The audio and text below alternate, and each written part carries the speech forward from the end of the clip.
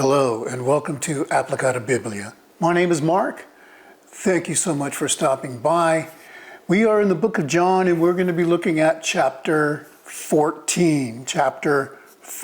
Now, in the last chapter, we see Jesus is spending time with his disciples as their earthly mentor for the last time, really. It's his last supper with them. And so the whole onus, the whole thing that we want to look at, what is Jesus wanting to say here? Jesus is going to be leaving them.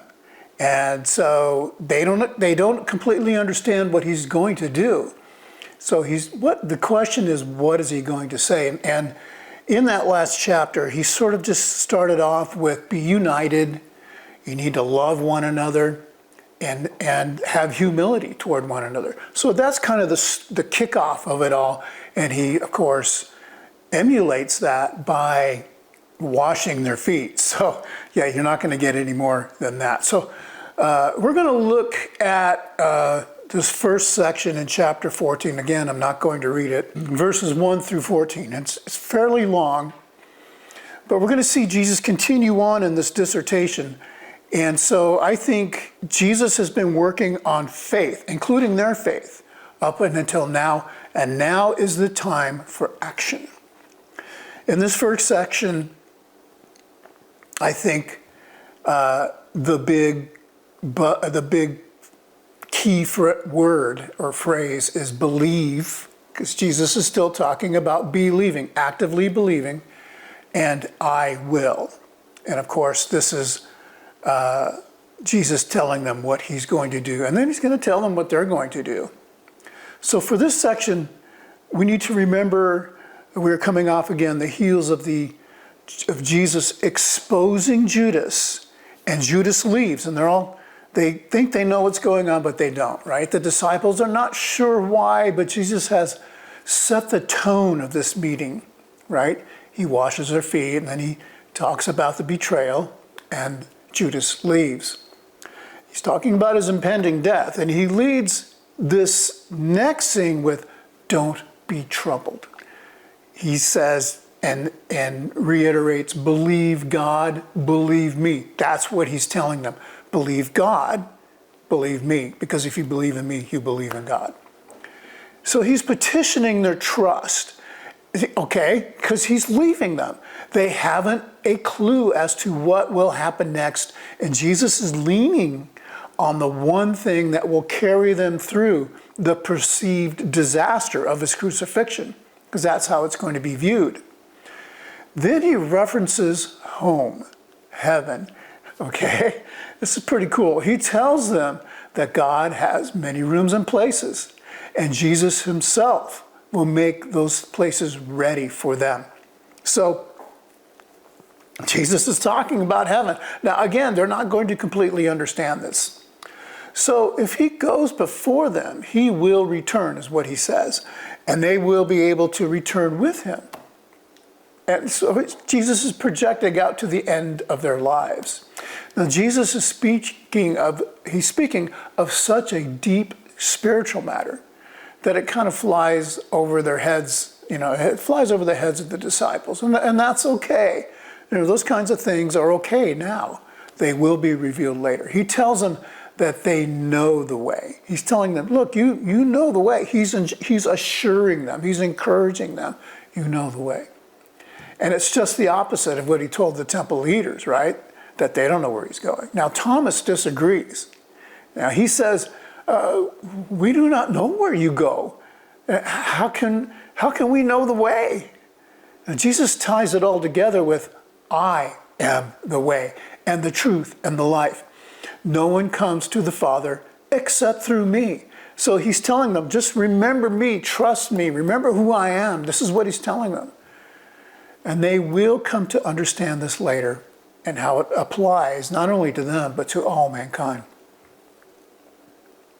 Then Jesus chides. He kind of admonishes them. If you had known me, you would have known my Father also. He's telling them, I get it, you don't know everything. And from now on, you do know him.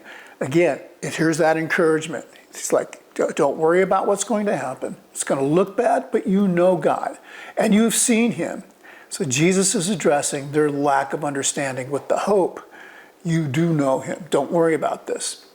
So this projects the perfect understanding the Holy Spirit will supply each of them.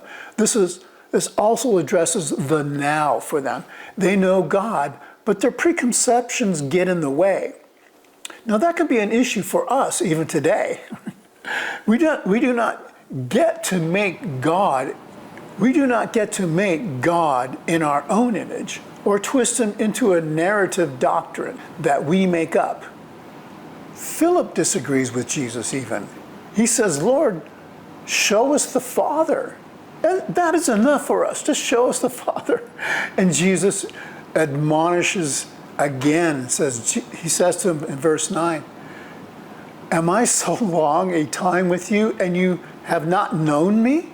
Philip, the one seeing me has seen the Father. How do you say, show us the Father? Okay, remember Jesus said the same thing to the temple elites, but he was a lot more harsh with them. Do you not believe that I am in the Father and the Father is in me, he says? The words which I speak to you, I do not speak from myself, but the Father who abides in me. He does the works. Believe me that I am in the Father and the Father is in me. But if not, believe me because of the works themselves. Indeed, I tell you truly, true statement, the one believing into me, the works which I do, the one shall also do, and greater than these, because I go to my Father. Wow. So this is really heavy stuff going on here. Jesus has no more time with them to convince them. He's telling them, you need to trust now. You need to be ready to move forward with the information that you have, and don't be afraid. Now, he argues the same words he spoke to the temple leaders, right? He links himself with God. Everything has been said, everything he has said is for God or with God's authority. Everything he has done was done by God, believing in him, is believing in God. So this is what he's trying to get this final thing to them.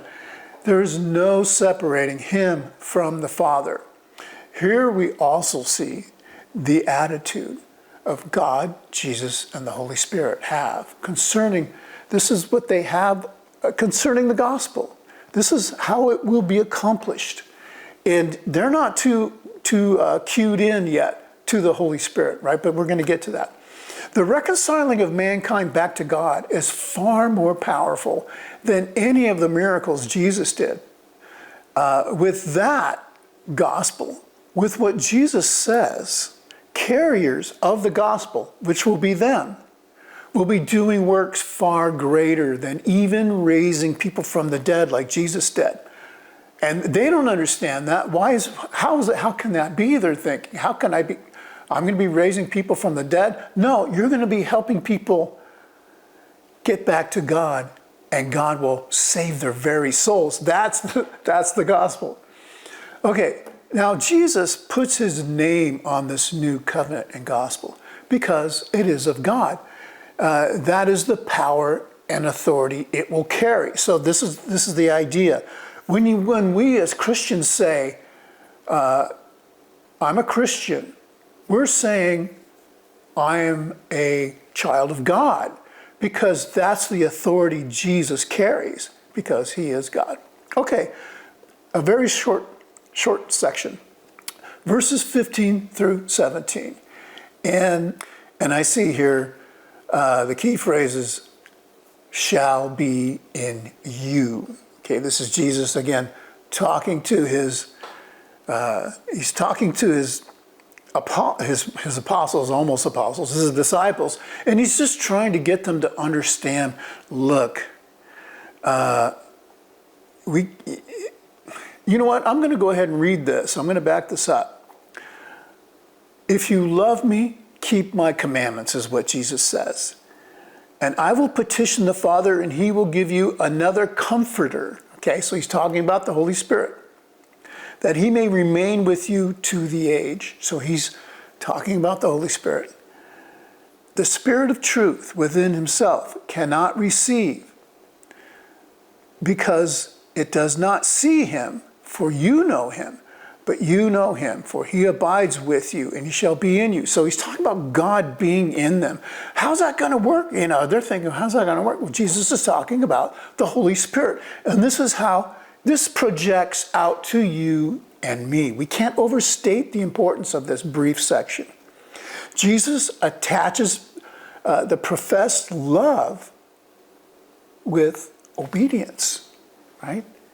So this is the action part of it. Okay, you have to have faith. You have to have love. You have to be humble. But you got to be ready to work and be obedient to God. Now, it doesn't mean that's what saves us. That's not what I'm saying. That's not what I'm saying. We know that it's our faith that where God can find us righteous. But that is work is absolutely being obedient to God. Just Jesus is saying, be obedient. I'm not going to say, oh, you can, as long as you have faith, you're fine. No, I think these work very tightly in tandem, and trying to separate them is when we start having problems. Now, if they say they love Jesus, then they will do what he says. That's all he's saying. It's as simple as that. Along with the encouragement to obey is the promise that they will not do this alone, right? This Holy Spirit's going to come, this comforter. This comforter means somebody who's going to encourage you and tell you what to say, that kind of thing. Jesus himself will petition the Father to send him to that last Christian puzzle, which is the Holy Spirit. Now that will remain, the Holy Spirit part of this remains a part of this plan in perpetuity. He's the one who reveals what the word means, what the life of Jesus meant. He's the one that reveals all that. That's his part. Jesus again drives home the idea that they know what is going on. They just haven't pieced it together yet through the Holy Spirit. He then tells them that the rest of the world does not know or see this, and this becomes an issue for them. The Holy Spirit will be in them as a helper. This will be their guiding entity moving forward. Okay, another short one, 18 through 21. The key words and phrases, I will not leave you orphans, okay? Again, Jesus encouraging them because he knows I'm going to be gone tomorrow. And he tells them, I am coming to you. So when they're seeing Jesus hang on the cross and they're so scared, they're so frightened, they all run away. They're thinking, are we dead too? What's going on? That's the seriousness of it. But Jesus is telling them, look, I'm not going to leave you orphans. I'm going to come to you. That's what he's telling them. Again, Jesus addresses the confusion of his crucifixion before it happens. These words had to help them to stay true to the course after they witness what they think is the end of Jesus. He projects to the after his resurrection time. In that day, you shall know that I am in my Father. Okay, again, I am. So even though Jesus admonishes them for not having full knowledge, he is prophesying a time when that knowledge will come. This again is to keep them faithful in their own darkest hours. Here again we see Jesus leaning on the idea of obedience. It is not enough to only have faith, and if it does not result in obedience, there's an issue.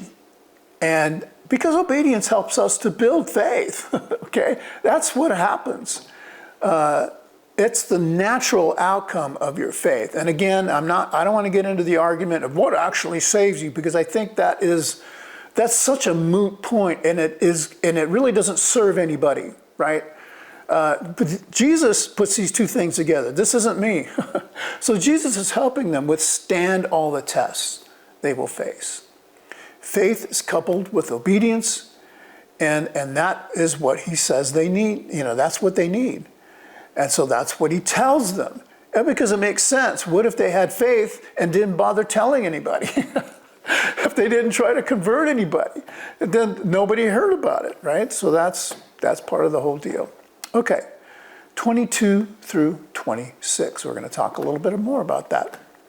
So Jesus is again encouraging them still, and he says, my key phrases here, I have told you before it occurs, that when it shall occur, you may believe. So, we have this great blessing of knowing how all of this ends and how all this stuff is revealed to them, and then they believe, and then it's like, well, they already believed, but their faith is built up when it's all revealed to them. And we have to understand that they don't get everything. Imagine if you didn't completely understand everything, then the guy who you've been following is killed. That would be tough, and that's what they're going to be facing. So those key words help reveal Jesus' motivation. He is well aware that he will soon be executed. He knows that his disciples must stay unified and not abandon the cause of the gospel. He tells them, he leaves them with peace. Imagine these words coming to you as Jesus is hanging on the cross. And he says, look, I leave you with peace, as only he can give. And because of that, they need to be not troubled or timid. Okay? If you're not timid, what does that suggest? That means you're bold. If you're bold, what does that mean? That means you're working, you're speaking for God, you're doing all these things, because that is going to be their job. Now, these are words of encouragement that they will not fully understand until things start happening. These words will become part of their faith strategy to continue on, even when it looks like all is lost. Now, Jesus ties their love for him with what is about to happen. He alludes to the fact that once they realize his death means he is rejoined with the Father, they will rejoice. Okay, Acts chapter 2. Even now they should rejoice, right? These things are occurring for their belief. Jesus iterates that he will not be teaching as intensely as before, because of what will happen next, right? He won't be, he's basically saying, this whole thing that we've been doing, you're ready. You're ready. I'm done with that part. Okay, so in the next chapter, we're going to cover Jesus talking more, not only about faith, but what happens because of your faith, and which is obedience, and how that looks. And he talks about the structure of the gospel, starting with God and with him, and then he uses the allegory of the vine and the branches. Okay, that's next week. See you in the next one.